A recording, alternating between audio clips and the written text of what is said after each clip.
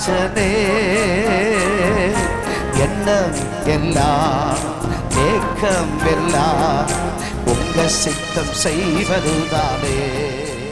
உலகத்தின் எஜமான்களாய் அமர்ந்திருக்கிற எவரையும் உங்கள் இருதயம் நம்பாதிருப்பதாக. வாழ்க்கையில் ஒருவேளை குறைச்சல்கள் பலதும் வந்திருக்கலாம், வீழ்ச்சிகள் தாட்சிகள் பலதும் வந்திருக்கலாம்.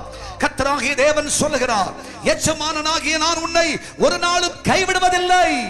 உன்னை கரம் பிடித்து தூக்கி நிறுத்தி மீண்டும் உன்னை நற்போர் சேவகனாய், பலவீனனாகிய உன்னை பலப்படுத்தி உனக்கு சகாயம் பண்ண வல்லவராயிருக்கிறேன். இயேசு உயிரோடு இருக்கிறார். அதனாலதான் அவங்களோட பேசிட்டு இருக்கிறேன். ஹல்லேலூயா. நம்ம இருதயத்தை உடைச்சு, வாழ்க்கையை உடைச்சு அழிச்சு, நம்ம இல்லாமாக்கி, நம்ம குற்றுயிராக்கி போடுகிற பல உலகத்தின் சக்தி சத்துவங்கள். ஆனா கர்த்தர் சொல்றார், கலங்காத, உன்னை யாரும் அசைக்கவே முடியாது, அசைக்கவே முடியாது. ஏன் தெரியுமா? நான் உன் வலது பாரிசத்தில் இருக்கிறேன், நீ அசைக்கப்படுவதில்லை. உனக்கு எஜமான் நான்டா. உன்னை தொட்டா அவன் இருக்க மாட்டான்டா. அவன் சரித்திரத்தை அழிச்சு போடுவான்டா. அவன் விலாசத்தை இல்லாமக்கி போடுவான்டா. கர்த்தர் சொல்றா, அவர் அல்லவோ நம் எஜமான,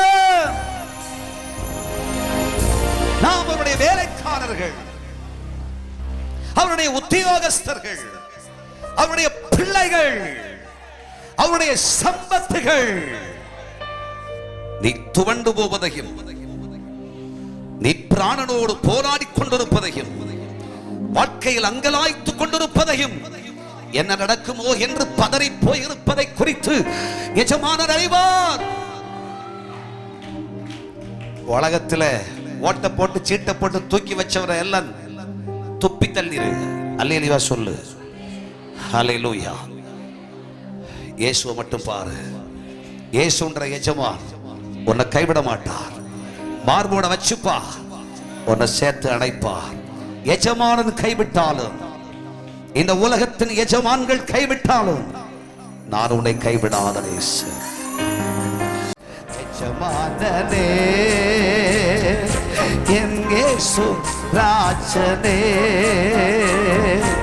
எண்ணம் எல்லாம் ஏக்கம் எல்லாம் உங்க சித்தம் செய்வதுதானே.